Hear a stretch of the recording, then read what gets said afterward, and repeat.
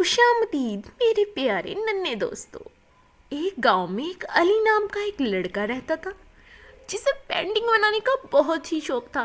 वो घंटों पहाड़ों, दरियाओं और परिंदों की रंग बिरंगी पेंटिंग बनाता रहता था। एक दिन बड़े जंगल में चल रहा था।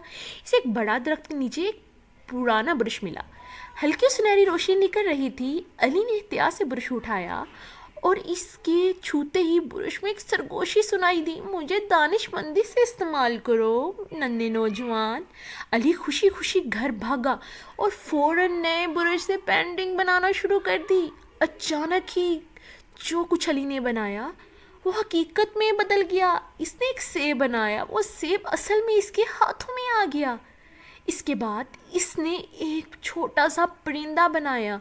एक नन्हा सा परिंदा इसके कमरे में उड़ने लग गया। अली बहुत खुश हुआ, लेकिन इसे वो सरगोशी याद थी। इसे तनशमंदी से इस्तेमाल करो। शुरू में तो अली ने जादू का अच्छे कामों के लिए इस्तेमाल किया। भूखे लोगों के लिए खाना बनाया, बच्चों के खिलौने बनाए, टूटे मकानों को ठीक कर दिया। अली को लोग पसंद करने लगे। आहिस्ता आहिस्ता अली का लालच बढ़ता चला गया।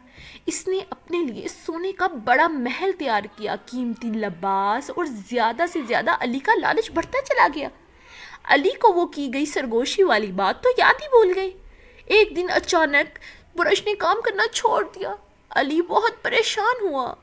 इसने अपने तमाम लालची कामों से तौबा की और अपना सारा माल गरीबों में बांट दिया और ब्रश ने काम करना शुरू कर दिया। ब्रश फिर से चमका और इस बार अली ने सिर्फ गरीब लोगों की मदद की और बहुत सी दुआएं ली। अल्लाह हाफिज़। Subscribe my channel.